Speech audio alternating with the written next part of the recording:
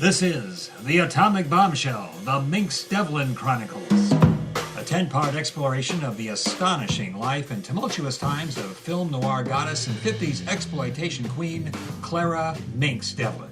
The woman who incinerates the screen with her evil desires. Trouble never came in a more seductive package. You know, it's funny. You're a tramp, a slattern, a cheap, worthless strumpet, and yet I'm still madly in love with you. A Renoir portrait, as written by Balzac, but with the droll irony of Voltaire. She is, in my considered opinion, the most dangerous woman alive. I'm your host, Arlie Proctor, here with my cohorts, Hazel Matthews and Skylar DeWolf. In our last episode, we discovered that Mynx Devlin was miraculously alive. That's right, she was not killed in a car crash in the Nevada desert on New Year's Day, 1969. She's alive, 90 years old, and working as an artist in Las Vegas. Now, we've thrown out our plans for these last episodes because we've got the woman herself to tell her story. And today's story is about the loves of Mynx Devlin, specifically John F. Kennedy and Elvis Presley. Ladies and gentlemen, Clara Mynx Devlin.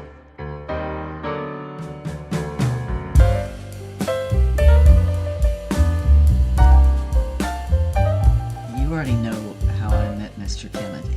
Yes, that would be in Herb Zisman's Love Nest, as JFK was, I guess you'd say, frolicking with a hooker. No, twin hookers. There were two of them. Oh, yes, that's right. And then, of course, the gunplay and your trial for attempted murder, where Kennedy promised you he'd get you off if you kept his name out of it. And I did, and he did. And he gives me this ridiculous Cadillac convertible to show his gratitude. And one day, I get a phone call. It's Jack. He's in New York. Our mutual friend Frank Sinatra is headlining at the Latin Quarter. Would I like to fly out there and join him with supper at the Stork Club afterwards? Well, sure. He tells me to check my mailbox. There's my first-class airline ticket. In the lost world of 1960, a very sexy, extremely married young presidential candidate could be seen at a racy New York nightclub with a notorious movie goddess. Yeah, officially, of course, I'm Sinatra's date.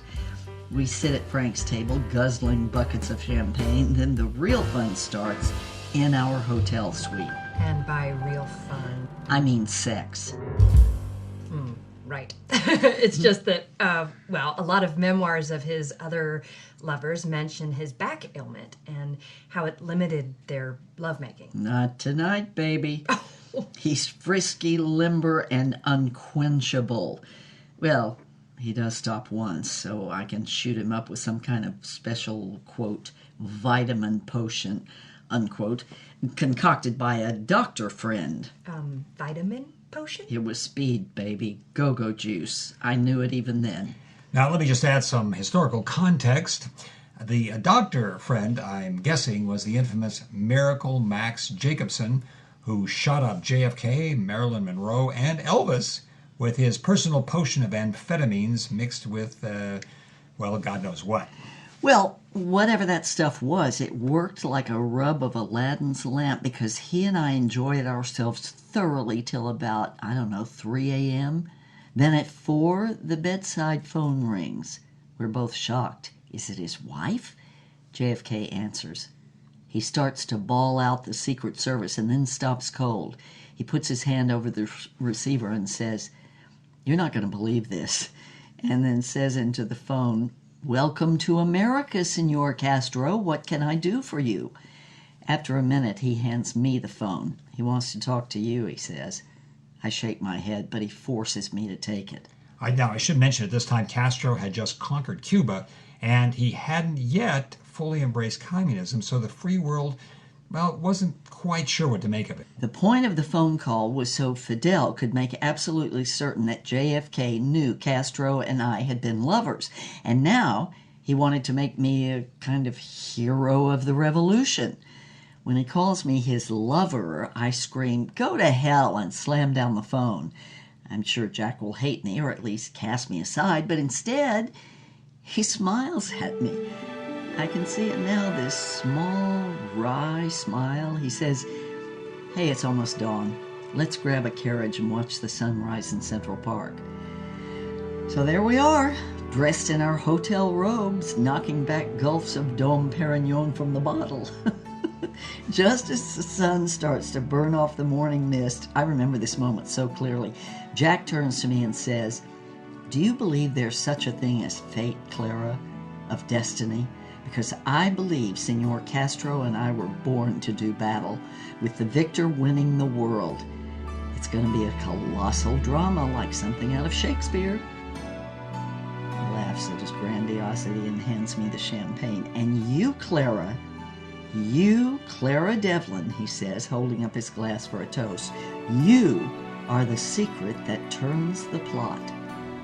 Of course, first Jack has to be elected, and I have a little something to do with that as well. Wow, you do. So what you're saying is that I might have made the difference in getting JFK elected president. Holy cow, that's amazing. So let me see if I can set this up historically. Okay, it's 1960 now. JFK is battling the sitting Vice President Richard Nixon for the presidency. Now, every poll has them virtually tied on Election Day, even after Kennedy wins the 3 televised debates. On election night, it all comes down to the electoral votes of Illinois, where famously, the city of Chicago, run by the Democratic political machine of Richard Daley, delivers a ridiculous number of last-minute votes to swing it to Kennedy. And since then, everyone has asked, was there a fix? And if so, how did it work?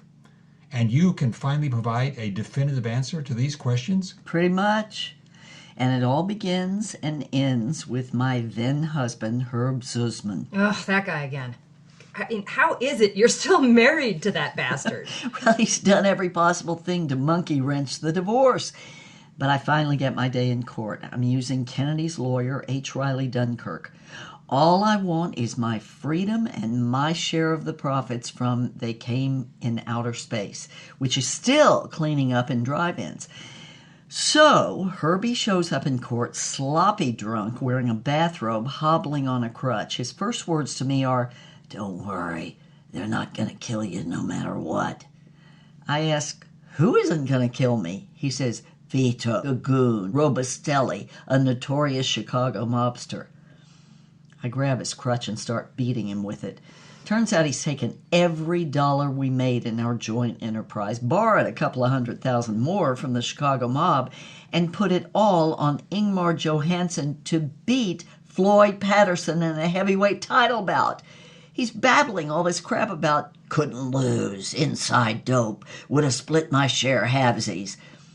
Of course, Patterson KO'd Johansson in the 5th round, and now Robustelli wants his $500,000. And Herbie, being Herbie, he has a can't-lose plan to raise the money. As usual, the plan is crooked as a dog's hind leg and reveals an astonishing insight into the dark side of the human psyche, with a bit of humiliating self-abasement for yours truly thrown in. Would you be referring to the notorious film Destroy All Teenagers? The one and only. Destroy All Teenagers has a place in the pantheon of singular exploitation icons, alongside The Terror of Tiny Town, the all-little-person western, and of course, Plan 9 from Outer Space, a film so riven with incompetence it has achieved a kind of cultural transcendence. Exactly right. Herbie says, the dirty little secret of Hollywood is that actors are a bunch of needy, overpaid crybabies who would happily do what they do for nothing just in the hope of getting famous. So if they'll do it for nothing, it stands to reason that the most pathetic, self-deluded of these losers will pay us to be in a picture. He'd mocked up an ad for the Hollywood Reporter. It's in the scrapbook. Yes, right here. It says, "Your big chance. If you've ever wanted to star in a Hollywood movie, send your photo, a short bio, and your ability to help finance this guaranteed blockbuster to Box 899-B, Mail Drop, Union Station. This is not a joke. It is your destiny calling." So just to be clear now, Herb Zussman solicited actors to pay him to be in Destroy All Teenagers. Exactly. And the one who paid the most got the biggest part, except for mine, of course.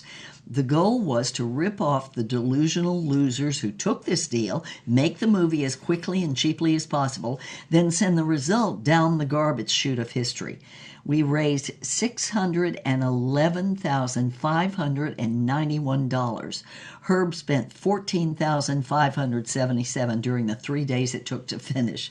It was released to drive-ins in Alabama, Mississippi, and Georgia, where it played on the bottom third of triple bills for about 30 years.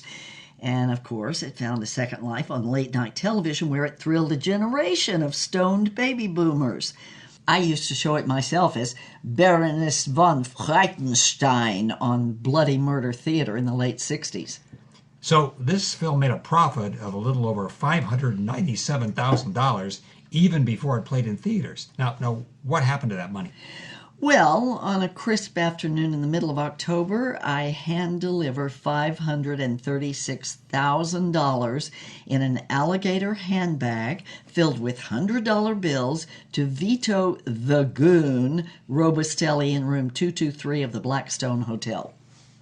Robustelli apologizes for getting me involved and offers to break Herbie's kneecaps if he keeps stalling the divorce. I tell him it's all right, I can handle it. What Robustelli does with the money, I'm sure you can guess. Tell me if I'm connecting the dots here. Now, John F. Kennedy won the 1960 election by 118,000 votes out of 68 million cast. Kennedy carried Illinois by 9,400 votes. He carried Chicago, including Cook County, by a ridiculously large majority of 456,312 votes.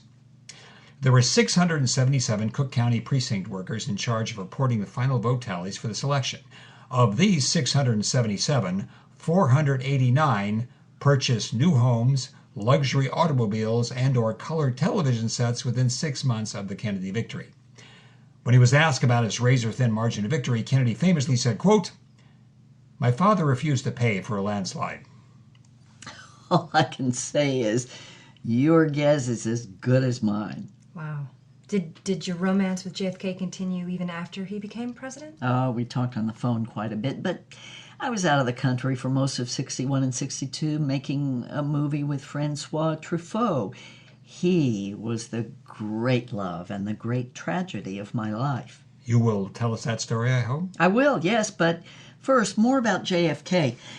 I traveled back from France via steamship on October 22nd, 1962. As I got off the boat, I'm met by a short, swarthy fire plug in a baggy chauffeur's uniform. He hands me a card. It says, "Mynx, ask not what your country can do for you. Ask what you can do for me. Make that to me. Yours, Jack. P.S. Get here ASAP. These migraines are killing me." That fire plug is Guillermo Hernandez Bauza, ex-Cuban rebel officer. He's just joined the CIA after breaking with Castro when the bearded one declared his kinship with Karl Marx. He takes me directly to the White House, where one of Jack's bright young men ushers me into the president's sanctum. There's Jack, looking 10 years older and 20 pounds heavier. He's got a great big smile, and he's holding 2 martini glasses as he leads me onto the balcony. In exactly 86 minutes, he says, I'm going to go on television and tell the American people that the chance of nuclear war with the Russians is 50-50. I'm terrified. So you remember that day pretty well. October 22nd, 1962, dead center in the 13 days of the Cuban Missile Crisis. Now, on October 15th, American U-2 spy planes had photographed nuclear missile launch sites in Cuba 90 miles from the coast of America. Kennedy then met with his Joint Chiefs of Staff, who unanimously urged a full-scale military invasion of Cuba. Kennedy refused, fearing the Russians would retaliate with nuclear weapons and start World War III with 1 to 200 million casualties. Now, Kennedy and Russian Premier Nikita Khrushchev are eyeball to eyeball, each waiting for the other one to blink. So after we finish our martinis, Jack guides me into his secret presidential boudoir. He's ardent as ever. but distracted, and his back problems severely limit our lovemaking options. As soon as we finish, he rolls over and gets back to business. He spreads a sheaf of 11 by 13 black and white glossy photos on the bed and just stares at them. These are the U-2 surveillance photos of Cuba. He points out the missile sites and describes their killing power, enough to wipe out the eastern half of the United States. I stare at the photos, and I notice something. Funny, I say. Jack says, what's funny?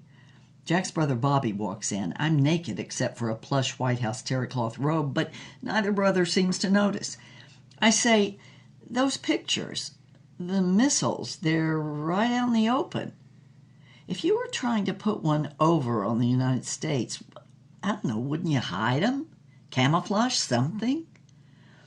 Jack and Bobby look at each other, and the light bulb goes on over each head at the same moment. Bobby says, they know goddamn well we're running spy planes. And Jack says, look at that. No camo, no surface-to-air missiles. It's like they, I don't know, want us to see them. Why? And then he says, wait a minute. Every single scenario we've run with the Joint Chiefs is based on the idea that Castro is a flunky of the Russians.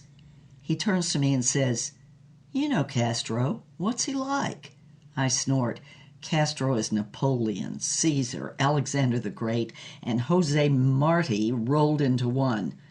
I'm sure he treats the Russians like he treats everyone, like dirt. Bobby says, so what if Khrushchev and Castro aren't in this together? What if Khrushchev is playing a double game? What if he wants to take the U.S. and Castro out at the same time? Jack turns to me with a huge grin. Oh my God, Clara, you wonderful girl. Do you know what you've done? You have saved the world from nuclear annihilation. He grabs me and kisses me, sending shivers of divine ecstasy through my body. Look, he says, shoving the pictures at me, the Russians give Castro missiles, but leave them out in the open so we'll see them. Why? So, I don't know. So you'll have to invade Cuba? Right, says Jack. I was just about to go on television and tell the world we're sending 200,000 troops to Cuba. Say we do that. We lose 15,000 men, but we get the missiles and grab Castro. Then Khrushchev goes on TV and tells the world what fools we are. It was all for nothing. The missiles are phonies. Phonies, I say, stunned. Phonies, cardboard, for all I know. Then I'll be impeached for losing 15,000 men for nothing. And Castro's gone, so Khrushchev can replace him with a sock puppet. Khrushchev gets a shot at Cuba without that pesky egomaniac. He turns to me again, and he kisses me in a way that makes the blood pound in my ears. Thank you, you gorgeous genius, you. Now then, we're going to have to move a ton of military hardware into South Florida, and we need a cover story. Mynx, darling, dearest, I wonder if you'd do just one more favor for your country. 58 minutes later, a relaxed, refreshed, headache-free John F. Kennedy comes on TV and does not announce an invasion of Cuba. Now, instead, he announces a naval blockade of Cuba and challenges the Russians to remove the missiles. Yes. As for that one more thing that Jack wants me to do for my country, are you up for a road trip? Yeah. Hey, I'm in. Let's go.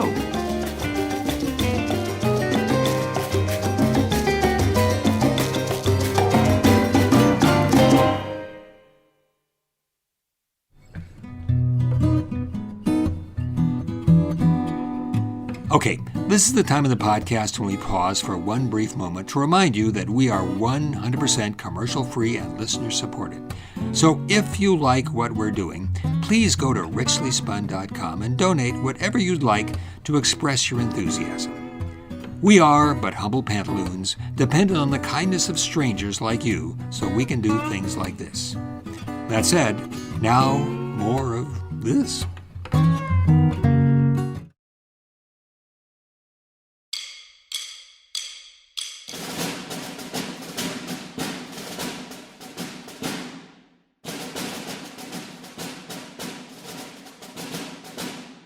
Hello, my name is Ken Sposto. I am Public Affairs Director of the Central Intelligence Agency, currently on assignment here at the Trojan Spirit Network Control Center in Fort Belvoir, Virginia.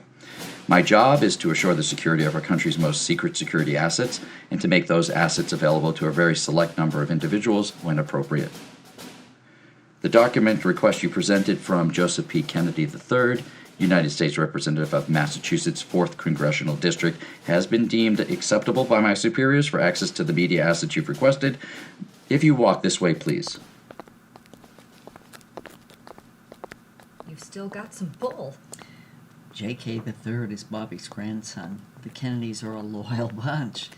They still remember the difference I made in the 1960 election. Plus, I turned down $500,000 in 1966 to write a tell-all book about my romance with Jack because it would have been bad for Bobby and Ted. Please, watch your head. We're about to descend 426 feet to the secured sub-basement of this facility, where a screening room has been secured.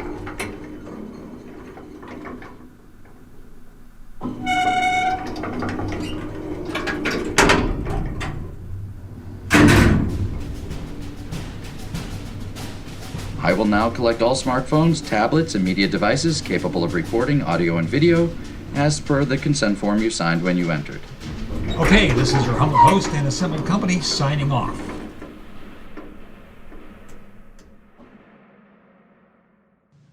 Okay, it's now 4 hours and 17 minutes later. We're here in the breakfast room of the local Comfort Inn, ready to describe what we've just seen. Skylar, why don't you provide the cinematic context? Wow. Imagine, if you will, discovering a lost Elvis film, an archetypal expression of his everlasting and eternal mid-career Elvisness captured on film in 1962. I can't believe I just saw The Swingin' Astronaut, which stars Elvis and our own Mynx Devlin. I've got to tell you the story. Elvis plays a swingin' jet jockey named Lucky Peters, and Mynx essays 2 roles. The first is Dolly Dalrymple, a perky, bouncy dancer at the Blast-Off-a-Go-Go Lounge. And the one I really loved is the second role she plays, which is Shivlana, a Russian spy, and she plans to seduce Lucky to get him to fly his XF-719 experimental supersonic aircraft to Cuba. But don't worry, because somehow Lucky and Dolly and Choo Choo the chimp evade the Russians, and it all ends up, this is amazing, in a rocket to the moon with Lucky singing the Rockin' Rocket Rock. So, Ms. Devlin, I have to ask, did we actually see that, or did I hallucinate the whole thing? No, you saw it. We made it for the United States government as part of Operation Nimrod. Come on, I'll show you where we filmed it.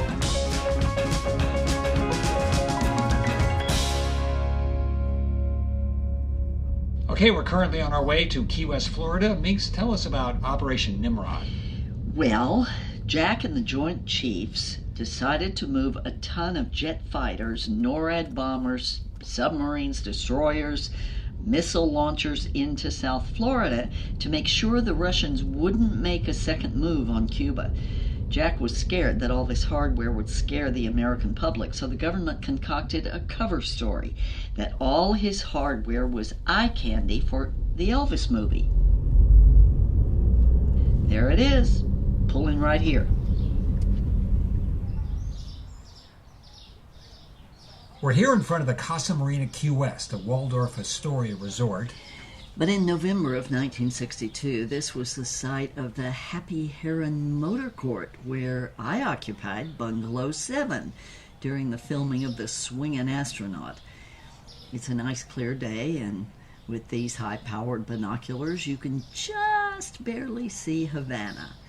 That's why they chose this beach for filming, so the jet fighters and missile launchers could see into Castro's backyard.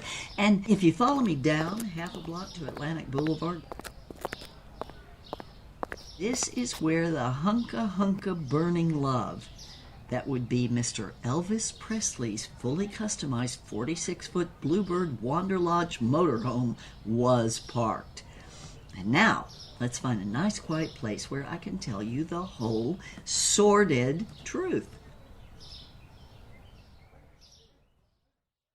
So how quickly did this wonderwork come together?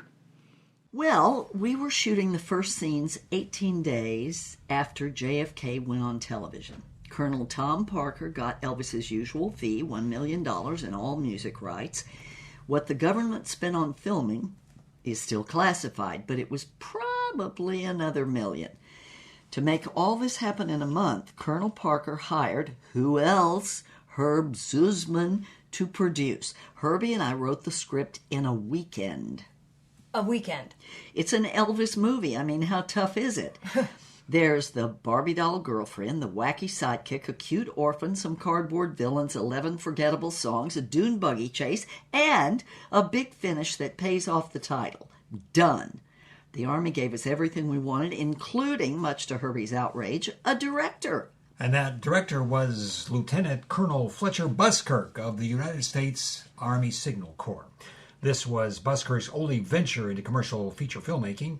His other works, as you probably know from his 31-year career, include Field Stripping an M1C Sniper Rifle, Identification of Edible Wildlife for Arctic Survival, and my personal favorite, How to Dress a Sucking Chest Wound in Combat. Well, we were shooting the first scenes 18 days after JFK went on television. Colonel Tom Parker got Elvis's usual fee, $1 million, and all music rights. What the government spent on filming is still classified, but it was probably another $1 million. To make all this happen in a month, Colonel Parker hired, who else? Herb Zuzman to produce. Herbie and I wrote the script in a weekend.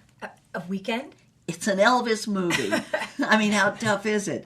There's the Barbie doll girlfriend, a wacky sidekick, a cute orphan, some cardboard villains, 11 forgettable songs, a dune buggy chase, and a big finish that pays off the title. Done. The Army gave us everything we wanted, including, much to Herbie's outrage, an actual director. Right, the film was directed by a Lieutenant Colonel Fletcher Buskirk of the United States Army Signal Corps. This was Buskirk's only venture into the commercial filmmaking venue.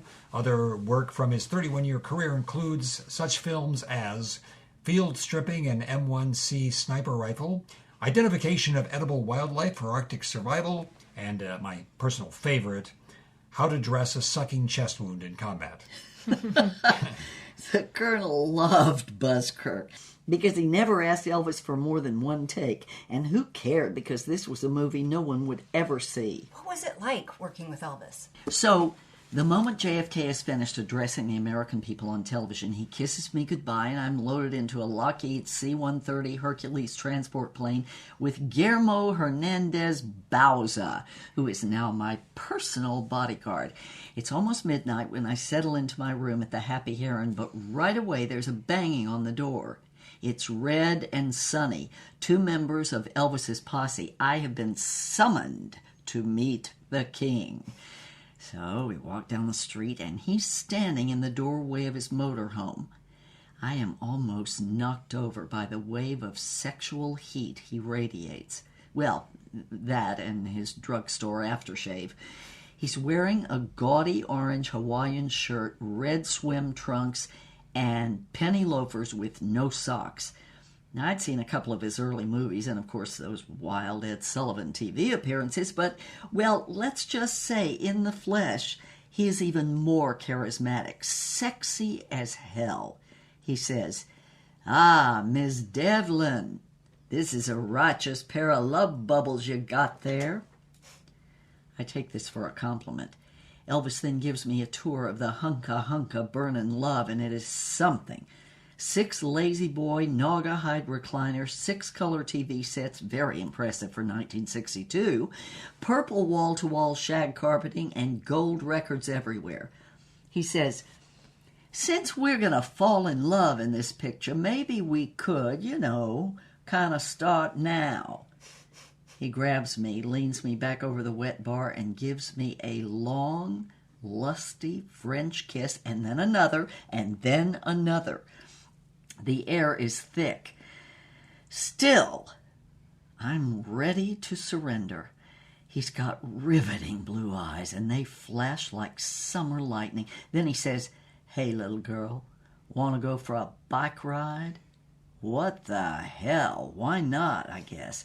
He jumps outside and hauls 2 gold-plated Harley-Davidson duo glides out of the luggage bay, and 2 minutes later, we're roaring down the beach at 80 miles per hour, laughing our heads off. He has a poor boy delight in showing off his toys. If he's cranked on something, and I'm sure he is, he sure knows how to handle it. So now, it's 3 a.m. We're back at the Hunka Burnin' Love, and that bike ride has made me even hotter. I am hepped up and hog wild. He's frying up some peanut butter and banana sandwiches. I'm curious if he knows anything about the movie, like, I don't know, for example, that the whole project is a sham. He says, well, the Colonel handles all that business crap. Elvis just does what he says. He gets Elvis $1 million a picture before we start. Elvis usually plays a race driver, a scuba diver, or some damn thing, sings a bunch of songs, and kisses a whole bunch of pretty girls like you. Another long, lingering kiss. I take his hand, lead him to the bedroom of his diesel Versailles, and push him down on the circular bed. My pulse skitters as he pulls me down on top of him and kisses me. This first kiss becomes a second and a third, each with a joyous hunger that kindles an inferno of wanting. We strip each other, and we're like those crazy motorcycles, 0 to 80 in nothing flat. I completely lose myself in the moment. He finally lifts off me, and we're both staring up through the moon roof at the wide-eyed little boy faces of his Memphis Mafia pals. Elvis, naked, vaults up, pulls a nickel-plated hand cannon from under the bed, and points it at the window. The faces evaporate, and we hear the giggling fade in the distance. He says, my boys, they seen all your pictures, too. Now, where were we? I grab him and crush my body against his, giving myself joyfully, shocked by my eager response. We make love until dawn, and then collapse into a blissful slumber. You and Elvis, that is fantastic. Oh, the night isn't over yet. Oh, there's more. Bang, bang, bang. Somebody's pounding on the door at 5:30 in the morning. Elvis says, what the hell? Bang, bang, bang, bang, bang. He pulls on a bathrobe. I wrap myself in a black satin sheet. We both peer out the smoked windows.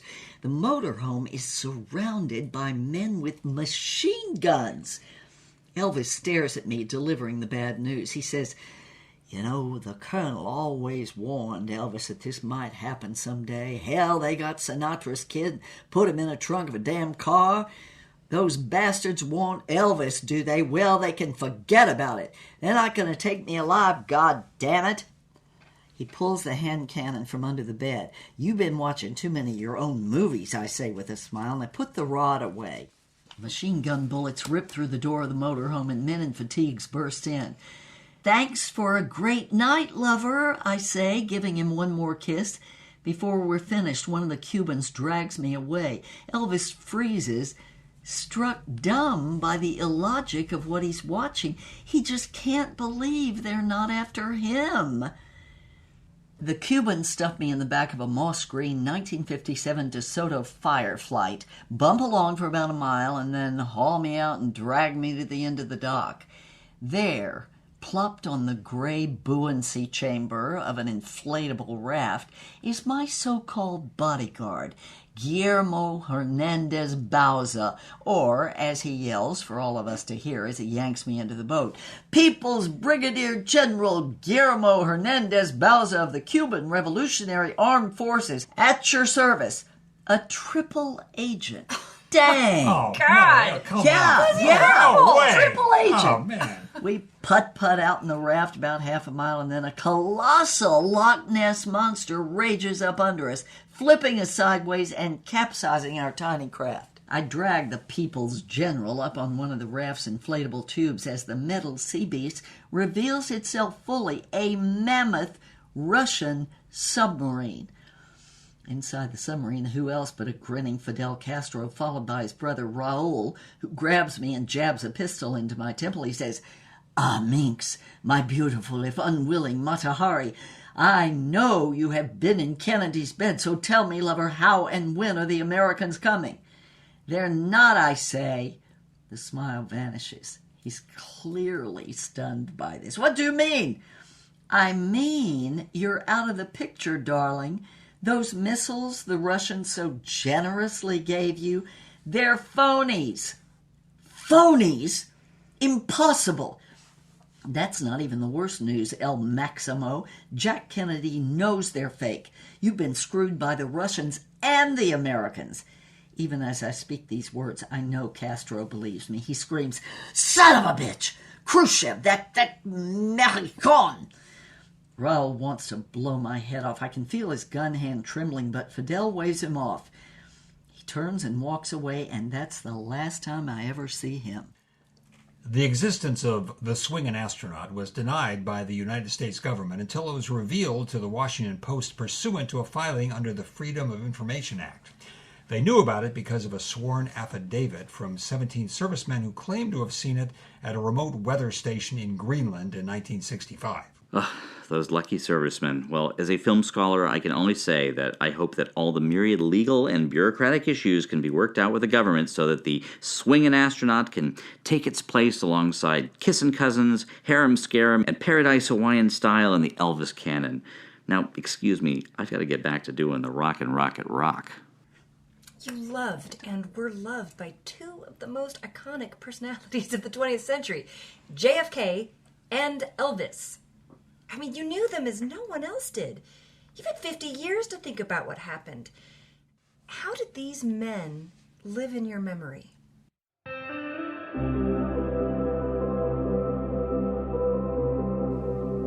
Well, I loved them both. I loved making love with them. That said, I wasn't really in love with either one of them. But they were both heaps of fun. Jack Kennedy, a charmer. He had that what-the-hell fatalistic in-on-the-joke charm that came from almost losing his life in World War II. We took a wild ride together, and as far as I'm concerned, we ended up even Steven. I got him elected president and bailed him out on the Cuban Missile Crisis. He got me acquitted of a murder charge. And then he shared his astonishing world with me, including a night in New York I will never forget. Elvis. Elvis was...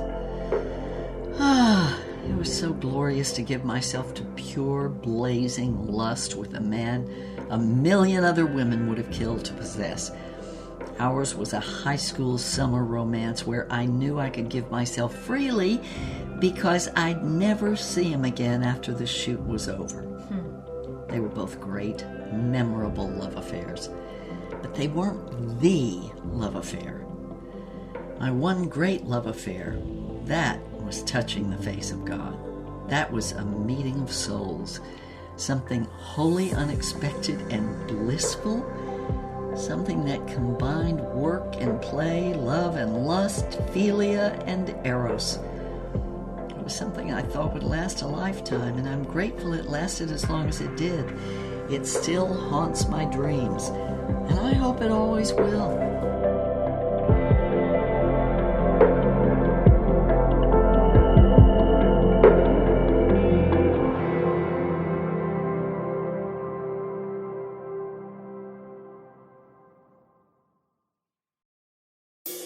The Atomic Bombshell, The Mynx Devlin Chronicles, is produced in Hollywood, California by Tales Richly Spun.